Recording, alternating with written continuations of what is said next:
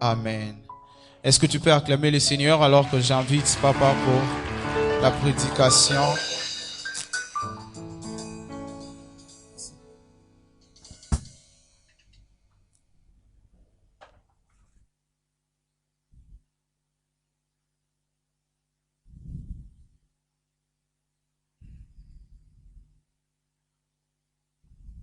Alléluia. Je bénis le Seigneur qui, grâce à sa miséricorde bienveillante, a permis que nous puissions nous revoir. En effet, mon congé de reconstitution a pris fin le lundi passé le 5 et le mardi, j'étais déjà au bureau. Mais avec vous, c'est la première fois qu'on se voit et je vous remercie pour votre soutien dans la prière. Même si ce congé a été lorgné par ici et par là, un peu coupé en quelques endroits, comme il ne manquait pas à faire, je me suis quand même reposé et j'ai eu quand même du temps pour récupérer. J'ai béni le Seigneur pour ça. Quelqu'un me disant, il me dit, mais pasteur, tu n'as pas grossi. Moi, je dis, mais à mon âge ici, on n'a plus besoin de grossir. D'ailleurs, le médecin m'a dit qu'il faut que je diminue encore, que je serai obèse, tel que je suis là. Donc, il ne faut pas souhaiter que je puisse encore remplir la veste avec ma masse. Il faut que je puisse plutôt aller dans l'autre sens. Enfin, c'est pour dire que le Seigneur m'a retourné en bonne santé et je lui suis reconnaissant. Assemblée, est-ce que nous sommes contents de nous revoir? Alors nous pouvons reprendre le chemin là où nous nous sommes séparés et nous continuons avec le thème de l'année. Si tu veux aller loin avec le Seigneur, si tu veux aller loin avec le Seigneur, parce que cheminant ou censé cheminant avec le Seigneur, nous ne pouvons pas être stagnants, restant en un seul et même endroit. Nous ne pouvons pas nous contenter de dire que maintenant on peut attendre l'arrivée de Christ en ne venant qu'à l'église, on s'assied le dimanche et puis on rentre.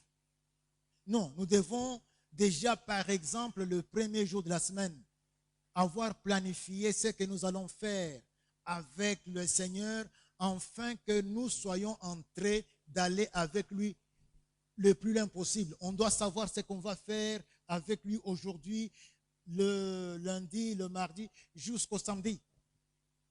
Ce qu'on va faire avec lui le mois, ce qu'on va faire avec lui le reste de l'année pour qu'on soit allé plus loin.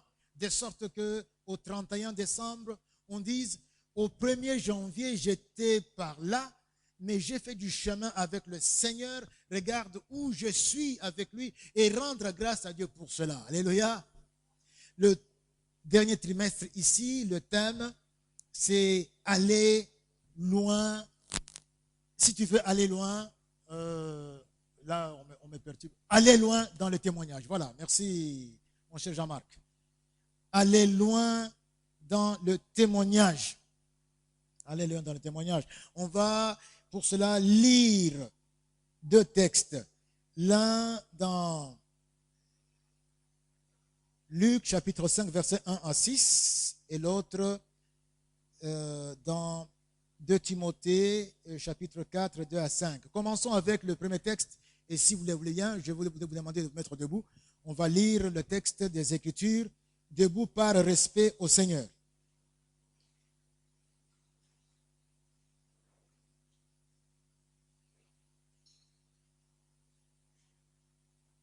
Comme Jésus, donc je lis Luc 5, 1 à 6.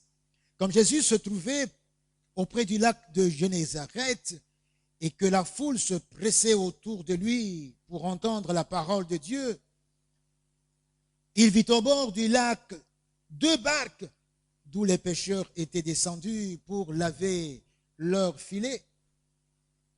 Il monta dans l'une de ces barques qui était à Simon et il le pria de s'éloigner un peu de terre. Puis il s'assit et de la barque, il enseignait la foule. Lorsqu'il eut cessé de parler, il dit à Simon, avance en pleine eau et jetez vos filets pour pêcher. Simon lui répondit, Maître, nous avons travaillé toute la nuit sans rien prendre, mais sur ta parole, je jeterai le filet. L'ayant jeté, ils prirent une grande quantité de poissons et leur filet se rompait. L'autre texte que je vais lire rapidement, 2 Timothée chapitre 4, versets 2 à 5. 2 Timothée 4, 2 à 5. 2 Timothée chapitre 4, versets 2 à 5. Prêche la parole, insiste en toute occasion, favorable ou non, reprend, censure, exhorte avec toute douceur et en instruisant. Car il viendra un temps où les hommes ne supporteront pas la saine doctrine, mais ayant la démangeaison d'entendre des choses agréables, ils se donneront une foule de docteurs selon leurs propres désirs. Détourneront l'oreille de la vérité et se tourneront vers les fables. Mais toi, sois sobre en toutes choses, supporte les souffrances, fais l'œuvre d'un évangéliste, remplis bien ton ministère. Alléluia. Mettons-nous, mes frères.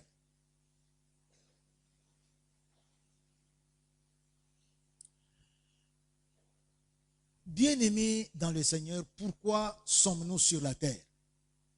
Pourquoi vous et moi avons-nous en ce jour le souffle de vie? Pourquoi Dieu nous préserve-t-il encore en vie alors qu'il y en a même qui sont venus sur cette terre après nous, mais ils ne sont plus? Pourquoi? Mon frère, ma soeur, la réponse est unique. La voici. Voici la réponse. Nous avons été créés par Dieu pour lui plaire, pour son plaisir. Vous avez entendu quand j'ai parlé aux parents ici, au sujet du fils Tinder, Sangu, je leur ai dit que c'est l'enfant que Dieu vous a donné. Et vous devez lui donner l'éducation que Dieu attend que vous lui donniez. Vous devez, 1, ne pas l'irriter, 2, l'élever. L'élever en le corrigeant, l'élever aussi en l'instruisant, selon le Seigneur. Et nous sommes ainsi, nous tous, venus sur cette terre pour cela, pour plaire à Dieu, pour que Dieu prenne plaisir en voyant ses objectifs l'un après l'autre atteints. Qu'on n'oublie pas cela. Nous ne sommes pas ici pour nous sommes ici pour que Dieu soit content. Nous sommes créés pour ça. Alors, on t'a donné le libre choix, on t'a donné l'intellect, on t'a donné les émotions, afin que tu les fasses librement. Amen. Et pour en arriver à cela, Dieu n'a pas ménagé, Dieu n'a ménagé aucun effort. Et n'a reculé devant aucun sacrifice. La Bible l'atteste d'ailleurs quand nous lisons dans Éphésiens chapitre 1, versets 4 et 5. Éphésiens 1, 4 et 5. En lui, donc en Jésus, Dieu nous a élus avant la fondation du monde. Depuis quand Dieu t'a élu? Avant la fondation du monde. Parce que Dieu est éternel, le monde a un commencement. Avant la fondation du monde, dans l'éternité. Pour que nous soyons saints et irrépréhensibles devant lui.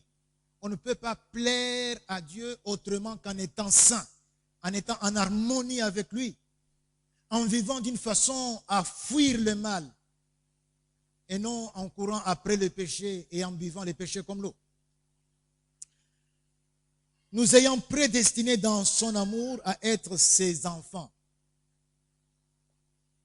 Ça ne date pas du jour où Adam et Ève ont péché. C'était avant qu'il avait déjà arrêté ce projet. Ses enfants d'adoption par Jésus-Christ, parce que Jésus-Christ, en tant que sacrifice qui devait suffire pour notre réconciliation avec Dieu, avait été également choisi depuis l'éternité. Dieu savait que Satan allait nous dribbler et que nous allions sombrer dans la déchéance. Et il avait de toute éternité préparé, parce qu'il t'aime, il m'aime, la planche du salut en Christ Jésus de toute éternité. Il savait qu'en Christ, nous allions devenir ses enfants en croyant en lui. Selon les bons plaisirs de sa volonté. Wanande penza ezali esengo na nzambe o ezako sepelisa ye lolenge elingi motema na ye. Wana nzambe loba amen. Loba amen. C'est ce que Dieu veut, mon frère. Et nous allons nous poser une question. Qu'en est-il du bon plaisir de la volonté de Dieu? Qu'en est-il? Puisqu'on parle de ce bon plaisir de sa volonté. Qu'en est-il? Qu'est-ce que la Bible en dit? Quand nous lisons Jean chapitre 3, verset 16, c'est l'une des pistes, l'un des indices pour détecter ce que Dieu veut, ce qui fait plaisir à Dieu. Il est écrit, Dieu a fait quoi? Répète après moi. Dieu a qu'il, afin que ne mais. Donc, voilà ce que Dieu est prêt pour n'importe quel prix. Il veut que les gens croient en son Fils et qu'ils aient la vie éternelle. Voilà ce qu'il désire. Qu'ils aient la vie de Dieu. Là où Dieu se trouve, voilà ce qu'il recherche. Voilà ce qui lui fait plaisir. Il est prêt à payer n'importe quel prix pour ça. C'est comme nous parents, nous sommes prêts à payer n'importe quel prix pour la vie de nos enfants. On peut même rester sans rien. Il faut que l'enfant étudie, il faut que l'enfant soit en bonne santé, il faut que l'enfant soit heureux. On est prêt. Et Dieu est plus que nous. Et il l'a fait. Quand nous lisons Jean chapitre 6, verset 40, il est dit, la volonté de mon Père, c'est Jésus qui parle, c'est que quiconque voit le Fils et croit en lui ait la vie éternelle. Et je les ressusciterai au dernier jour. Voilà, c'est que mon Père veut. Voilà, quand Jésus dit, quand vous priez, dites que ta volonté soit faite. Cette volonté-là de mon Père, quelle est-elle? C'est que au centre des volontés de Dieu, au centre de tout ce que Dieu veut, il y a ceci que les hommes voient le Fils et qu'ils croient en lui afin qu'ils aient la vie éternelle. Voilà oyo ezali posa penza na nzambe na motema na ye. C'est ce que Dieu veut. Et c'est ce qui lui fait le plus plaisir.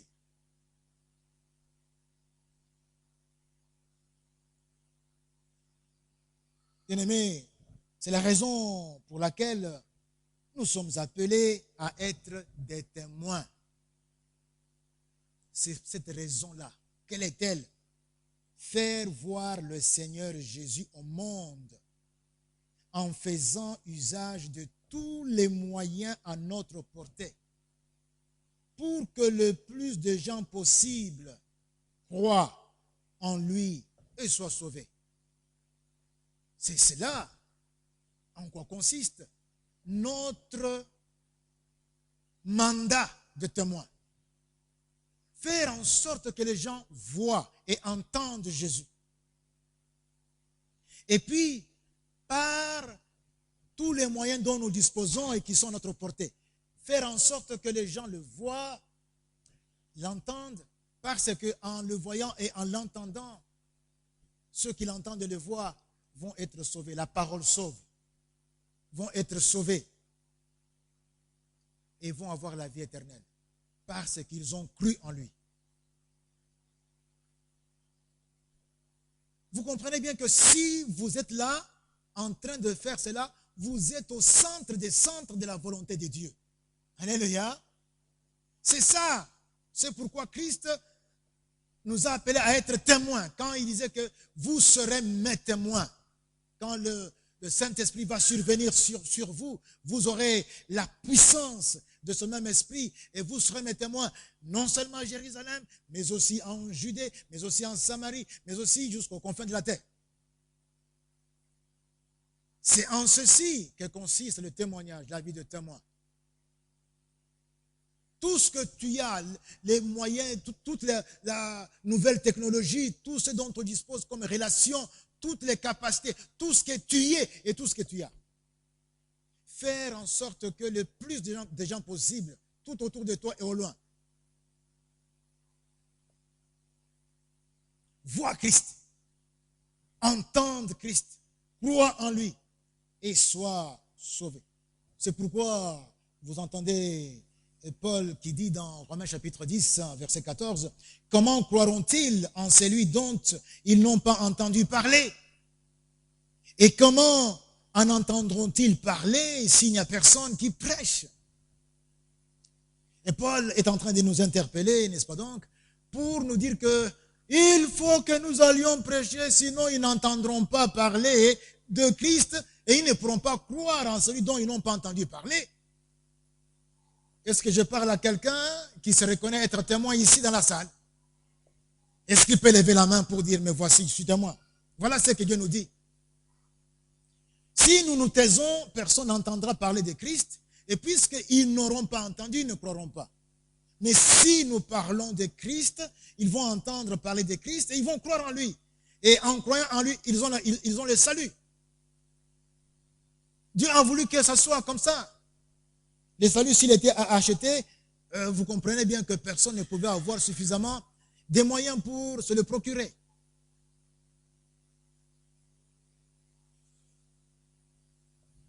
Alors, nous allons, mes frères, un peu faire un petit tour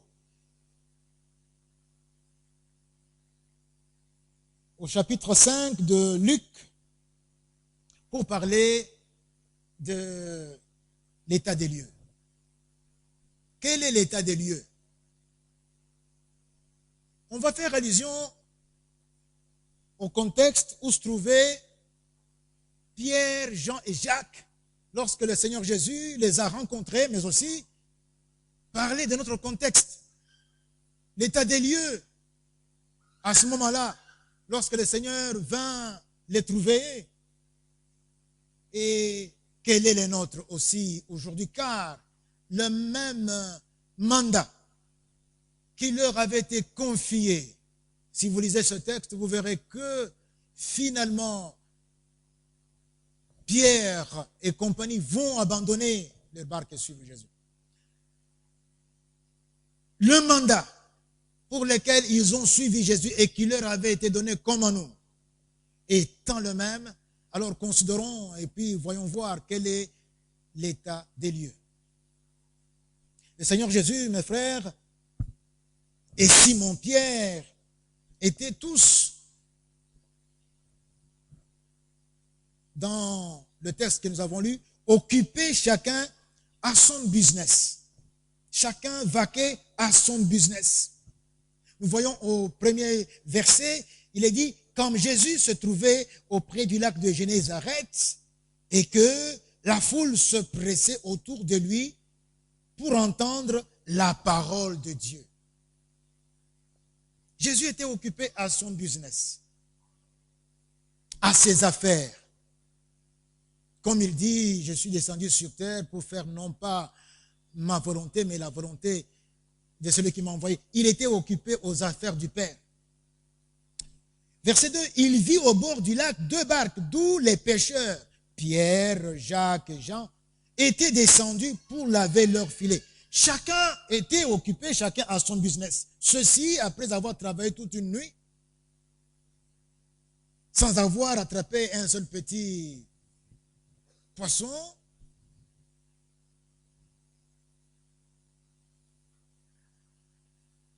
étaient là, en train de laver leur filet.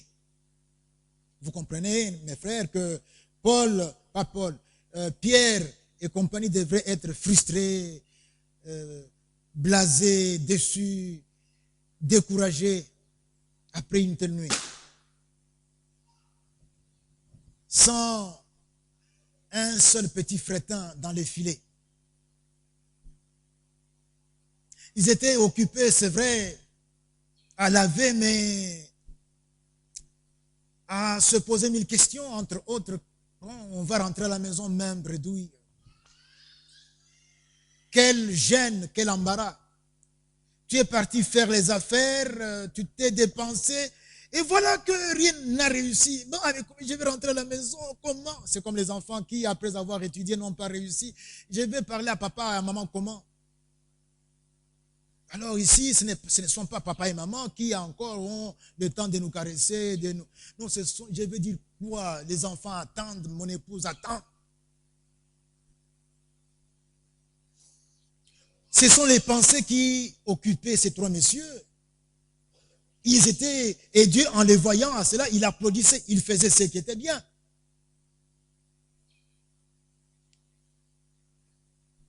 À la limite, ils étaient même résignés à leur triste sort. Et occupés comme ils étaient, ils ne pouvaient pas s'apercevoir que Jésus était quelque part autour du même lac, en train de faire aussi ce qu'il faisait.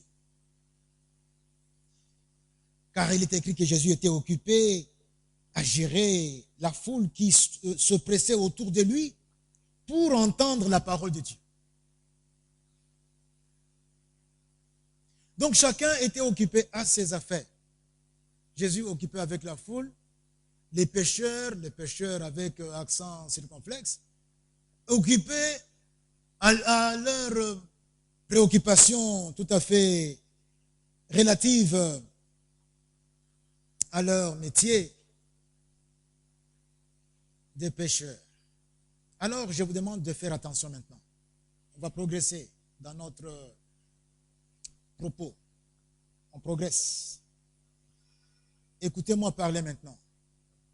Tout comme Pierre, Jean et Jacques, nous ne sommes pas désœuvrés tels que nous sommes là. Pour que vous soyez ici, vous avez dû abandonner vos occupations que vous avez. Ne fût-ce que votre repos que vous aurez dû avoir puisque vous y avez droit. Et si quelqu'un se repose pour récupérer, ce n'est pas mauvais. Donc nous ne sommes pas des gens qui manquent à faire. Tels que nous sommes là. Tout comme Pierre, Jacques et Jean. Non seulement nous avons de multiples occupations, mais aussi nous sommes débordés d'innombrables projets qui nous préoccupent et nous passionnent. Nous sommes, il faut le reconnaître, aussi frustrés et même déçus suite à d'innombrables déconfitures qu'on a connues dans la vie.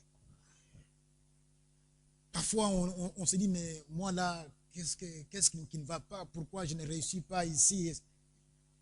On est déçu, on se pose parfois des questions auxquelles on n'a pas de réponse. On est déçu pour le conjoint qu'on a, on est déçu pour les enfants, pour les parents, pour les proches, pour le pays. Mais pourquoi je suis venu naître dans un tel pays?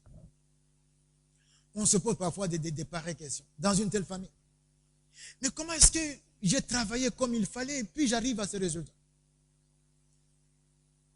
Ce sont des questions qui nous visitent. Mais pourquoi je me retrouve à ce niveau avec tous les efforts que j'ai fournis? C'est comme nous, Congolais, après on nous disait qu'en tout cas, moi, en tout cas, on a étudié, on a eu tous les diplômes qu'il fallait, et puis après ça, on est toujours là attendant, mais ça sera quand? Ça sera quand?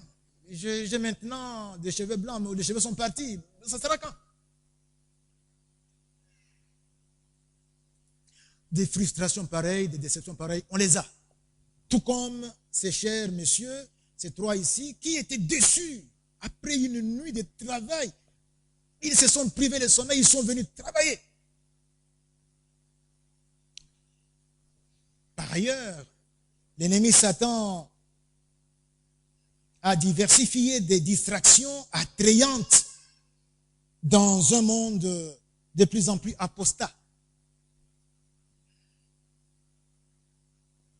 Dans un monde où l'on a bonne presse lorsque on ne parle pas de Dieu, où on parle à mal de Dieu, mais où on est adulé aussi, on est adulé lorsque on parle d'autre chose sans Dieu. Quand vous parlez de Dieu, on se moque de vous, on vous rejette. Si vous êtes scientifique et que vous mentionnez le mot Dieu, je remercie Dieu de m'avoir conduit dans mes recherches. Les scientifiques, les autres membres du jury vont vous demander d'enlever de telles phrases. Les éditeurs également vont dire, écoute, tu peux enlever ça. Mais lorsque vous mettez des choses inutiles, des bêtises même, quand vous dites que bon, il faut... Même quand vous venez avec les projets, oh, je voudrais un projet pour aller évangéliser. C'est quoi évangéliser? Ça veut dire quoi? Dans leur vocabulaire, ils ne connaissent pas ce mot. Mais quand vous venez, bon écoutez, il faut un projet par exemple pour promouvoir l'homosexualité, afin qu'il y ait des gays, comment on dit encore, des gay pride, oui, des gay pride day, des jours où on célèbre les homosexuels. Bon, on va organiser ça. Là, de tels projets, on les finance. Quand vous voulez avoir des projets pour voir comment initier les gens à l'IVG, on finance ça. L'interruption volontaire des grossesses. Là, on finance.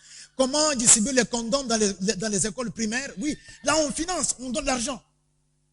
Mais quand vous venez, par exemple, pour que vous puissiez aller parler de Dieu aux enfants qui sont à l'école primaire, secondaire et même universitaire, qui sont à l'université, non, tu n'auras pas de financement.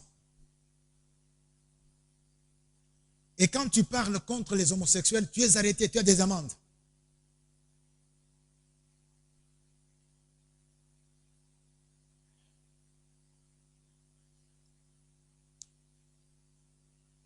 Dans Timothée, dans 1 Timothée chapitre 4, versets 1 à 2, Paul dit ceci: mais l'Esprit dit expressément que dans les derniers jours, quelques-uns abandonneront la foi. Ça voudrait dire que même ceux qui servent Dieu déjà, même ceux qui croient, même ceux qui viennent avec nous, au pied de Dieu, qui adorent, qui sont en train de servir, ils vont, dans les derniers jours, abandonner la foi. À cause de la façon dont les choses, on ne saura pas qu'est-ce qui est bien, qu'est-ce qui est mal. Eh bien,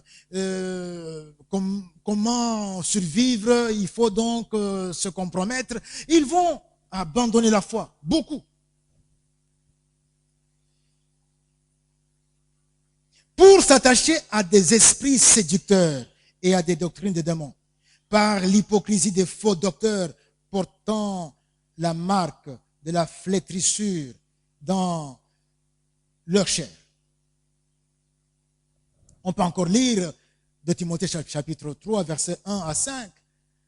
Sache que dans les derniers jours, il y aura des temps difficiles, car des hommes seront égoïstes, amis de l'argent, au point où même s'il faut tuer des villages entiers, sacrifier des villages entiers pour avoir l'argent, des lobbies, des nébuleuses, des finances sont prêtes à faire tout. Même si les vies humaines, même si on massacre les femmes et les enfants, on les viole. Les enfants de 2 ans, d'1 an, on les viole. On viole les gens devant les membres des familles, comme ça. Pour peu qu'ils puissent avoir toujours l'argent, ils sont prêts que cela continue, qu'il y ait les désordres, qu'il y ait le chaos, qu'il y ait donc la politique de la terre brûlée. Là, ils encouragent. Et quand ils ont l'argent, ils ferment les yeux. Ils ne veulent pas savoir que l'argent vient de telle part, que le coltan vient de telle part, que l'or vient de telle part. Non, c'est l'or, c'est le coltan. Amis de l'argent, ingrats, fanfarons, hautains, blasphémateurs, rebelles à leurs parents, irréligieux, irréligieux, insensibles, déloyaux, calomniateurs, intempérants, cruels, ennemis des gens de bien, traîtres, emportés, enflés d'orgueil, aimant le plaisir plus que Dieu, ayant l'apparence de la piété, mais il renie ce qui en fait la force. Il y a des gens qui sont avec nous ici, pendant que les uns et les autres adoraient, eux le regardaient, assis. Ils sont en train d'adorer.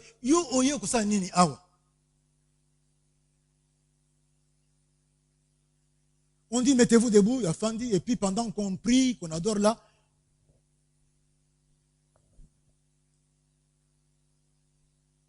il y a pire.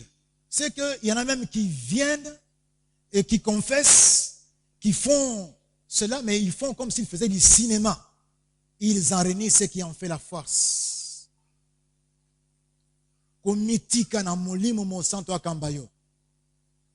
Ce que vous entendez, allez les vivre.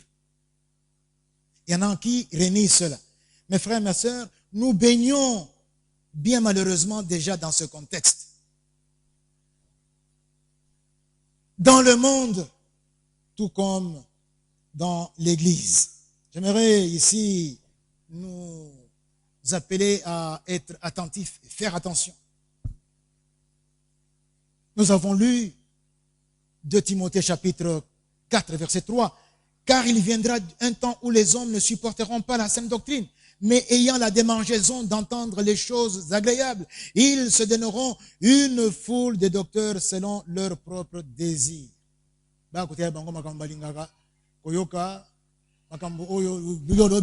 En tout cas, mbongo ebele okende na poto. Yo okoza la président. Yo en tout cas ndako na yo okoza mapango ebele. Alors recevez. Amen, amen. Ça, ils aiment bien.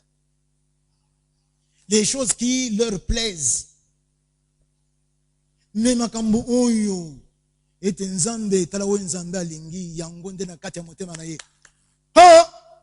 Amen. Quelqu'un dort ici pendant... Est-ce que je suis en train de bercer quelqu'un ici? Est-ce que quelqu'un est bercé par mes paroles, il dort? Non, il n'y en a pas. Quand je vous dis ce que Dieu veut que nous entendions, il dit que voici ce qui est le centre de ma volonté, ce qui est au centre de mon cœur, ce que les hommes voient Jésus, ce que les hommes entendent Jésus, ce que les hommes croient en Jésus et qu'ils soient sauvés. Là, en tout cas, ce sont des prédications qu'on n'aime pas. La preuve, vous êtes triste quand je vous parle de ça. Regardez comment vous êtes triste, malheureux. Mais si je dis, recevez. Et venez ici, je vous touche et puis vous tombez. Là, vous êtes content. Oh. En tout cas, il nous a fait rire. Il a même touché, je suis tombé. Là, les gens aiment ça. Mais les choses qui sont dites ici, on n'en veut pas. Et Paul avait dit, dans les derniers temps, ça sera comme ça. Est-ce que je parle à quelqu'un? Mes frères, nous pouvons en dire plus, mais nous nous arrêtons là aujourd'hui pour nous poser la question suivante. Que fait Jésus? Qu'est-ce que Jésus fait? La réponse, la même chose qu'avec Pierre autrefois. La même chose. Jésus vient imperturbable. Il vient avec son agenda et il le propose au détriment du vôtre, comme il avait fait avec Pierre.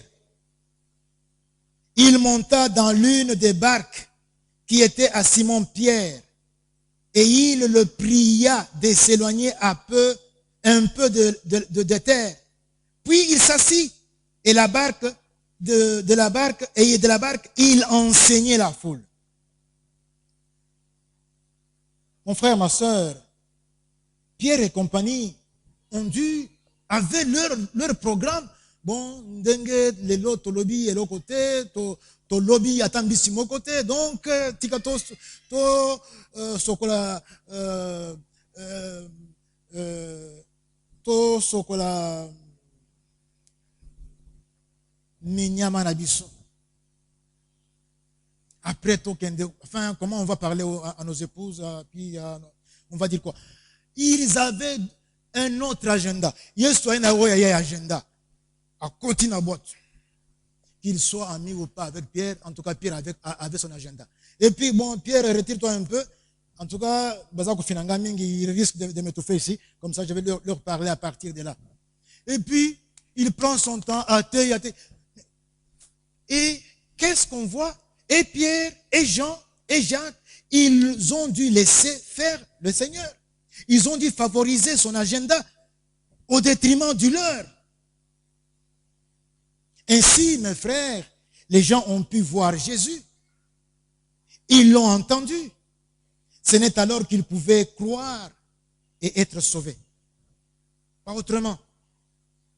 Au ciel, nous trouverons quelques-uns qui étaient là ce jour-là. Ils nous diront, ngai soki bomoni ngai awa ezali mokolo oyo Yesu ayaki kote na boîte ya Petero tango Petero apesi boîte mokolo na tei ndenga pe na ndimeli ye yango na zubomo ya seko. C'est comme ça que vous me trouvez ici. Il y a des gens qu'on va trouver au ciel. Et aujourd'hui, la pirogue, l'embarcation, la barque dans laquelle Jésus veut entrer pour parler aux autres, c'est toi. Quelqu'un dit, c'est moi. Donc c'est dans ta vie, Jésus vient avec son agenda, avec son programme. Il dit, écoute, est-ce que tu peux mettre de côté tout ce que tu as comme programme? Moi, voici ce que j'ai, 1, 2, 3, 4, 5. On va le faire.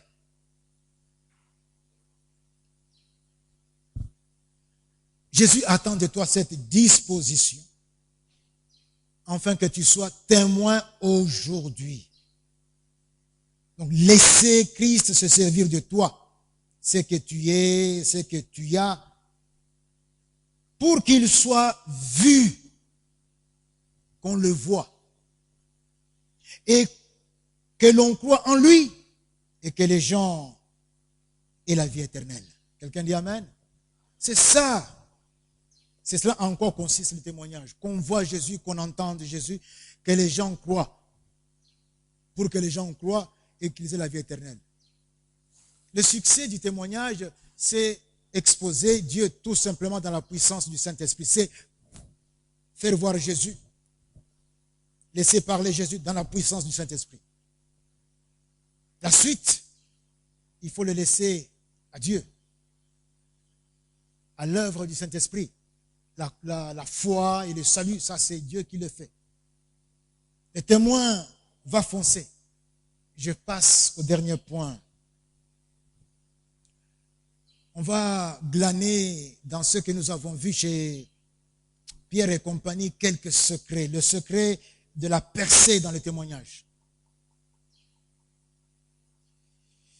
Mes frères et sœurs, nous sommes exhortés à ne pas stagner en tant que chrétiens, à ne pas stagner en tant que témoin de Christ. On ne doit pas rester là où nous sommes. Si tu n'as pas encore commencé à vivre en tant que témoin, commence.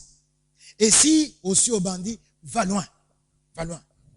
Dans la première épître de Paul aux Thessaloniciens, au chapitre 4, verset 1, l'apôtre dit ceci: au reste, frères, puisque vous avez appris de nous comment vous devez vous conduire et plaire à Dieu. Nous vous avons montré ce qui plaît à Dieu.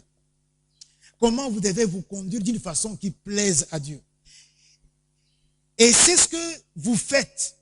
Nous vous prions et nous vous conjurons au nom du Seigneur Jésus de marcher à cet égard de progrès en progrès.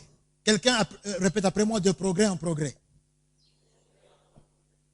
Dans ce qui plaît à Dieu là. En tout cas, ne stagnez pas. Allez de l'avant. Marchez de progrès en progrès. Et cela ne concerne pas seulement les chrétiens quand ils sont à l'église. Dans ta vie là, dans ton intimité familiale, conjugale, également, Dieu attend que tu vives en témoin. Attends que tu vives en témoin. Et de progrès en progrès. Par exemple, vous qui commencez aujourd'hui, vous commencez quelque part, mais vous n'êtes pas au point où moi je suis arrivé. Moi, j'ai quand même 27 ans, même si ce n'est pas 30 ans comme les autres. 27 ans. Mais vous, ce n'est même pas un an. Ce n'est même pas 2 ans ou 3 ans. C'est 1 an seulement. C'est même pas même 1 an. Donc, vous êtes quelque part. Mais sur Bobanli, Bokoti na Molongo, il faut aller de l'avant. Est-ce que je parle à quelqu'un? Est-ce que Sandrine m'écoute? Est-ce que Benézer m'écoute? Ah, ça c'est vrai. Bien, mes amis, regardez, voyez. Allez de l'avant.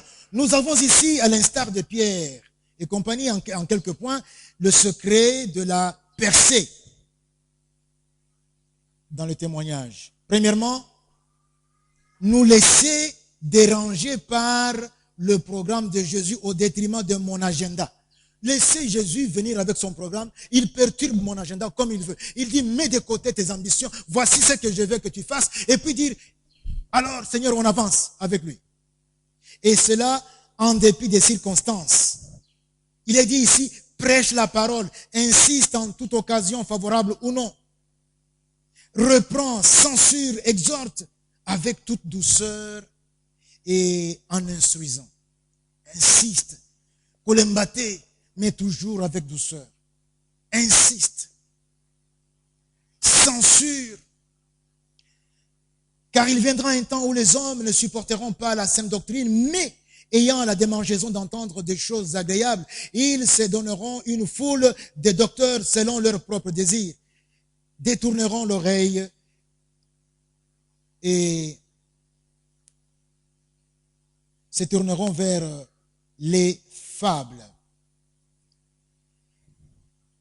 La première chose, on l'a vu, donc laisser Jésus venir avec son agenda, perturber le nôtre, et nous devons composer avec Jésus.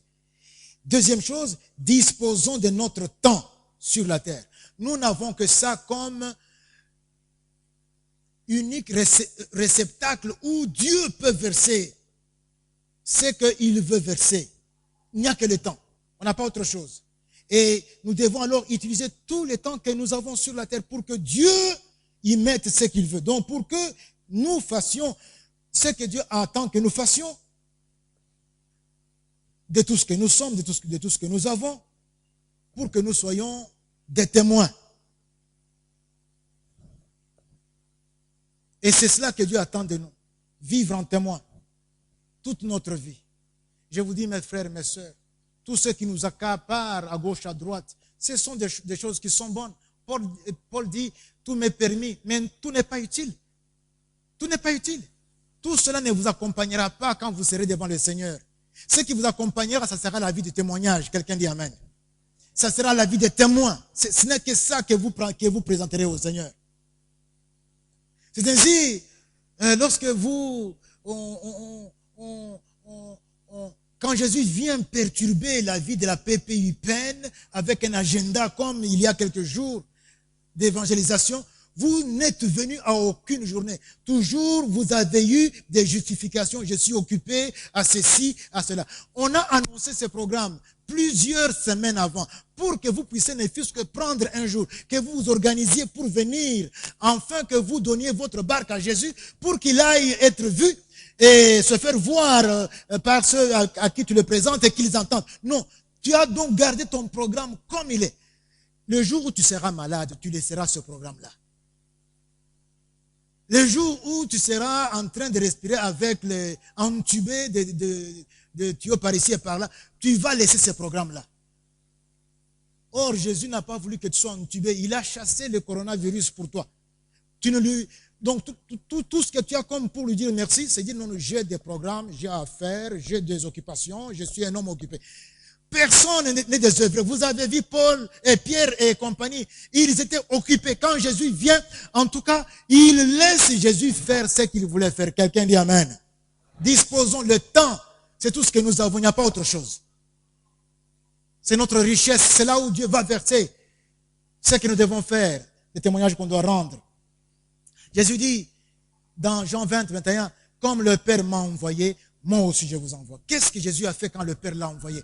Il a laissé Bonzambe Naye. Donc tout ce qui était apparent, comme quand on a affaire à Dieu, il a laissé ça. Il n'a pas voulu regarder ça comme une proie arrachée auquel il devait s'accrocher. Il s'en est dépouillé, il s'en est débarrassé, il est venu ici, il a vécu comme un simple homme et il a obéi Dieu en toutes choses jusqu'à la mort et même la mort de la croix. C'est comme ça que Jésus dit, comme le Père m'a envoyé, faites aussi comme moi. Toutes ces choses-là, même votre poste ministériel là, ne vous accompagnera pas au ciel. Mais ce qui vous accompagnera, ça sera le témoignage. Vie de témoin. Et c'est la seule raison pour laquelle nous avons le souffle de vie. 2 Timothée 4, 5, nous lisons, mais toi, sois sobre en toutes choses, supporte les souffrances qui peuvent survenir puisque vous voulez être témoin, comme Dieu le veut. Fais l'œuvre d'un évangéliste, remplis bien ton ministère. Troisièmement, dans la percée qu'on veut vivre en tant que témoin. Troisièmement, il faut laisser Jésus croître en nous, tandis que nous diminuons. Jean 3, verset 30. Il faut qu'il croisse et que moi je diminue. Jésus doit croître pour que quand je me présente, on voit Jésus. Voilà, c'est ça donc, il faut qu'on voit Jésus. On ne verra pas Jésus descendre du ciel. Non, on te verra toi, mais puisque tu es tellement diminué, mais on verra celui qui a cru en toi, donc Jésus. Et quand tu prends la parole, ça sera Jésus qui parle. Et c'est ainsi que ceux qui vont croire en Jésus et vont avoir la vie éternelle.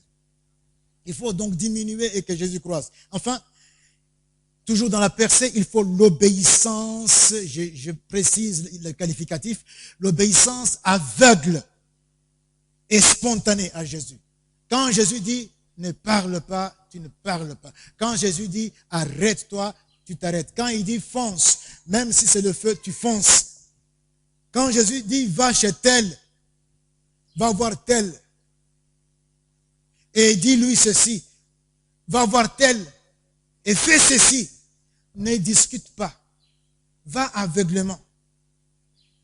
Demande à ceux qui ont fait déjà du chemin avec le Seigneur, ils vous diront que c'est comme ça. Et quand tu fais ça, tu es encore comblé, tu es encore plus proche de Dieu et tu es dans les dispositions de témoins véritables. Jésus doit être le seul maître à bord. Mes frères, c'est par là que nous terminons et je termine avec 2 appels. On va prier le Seigneur pour ça.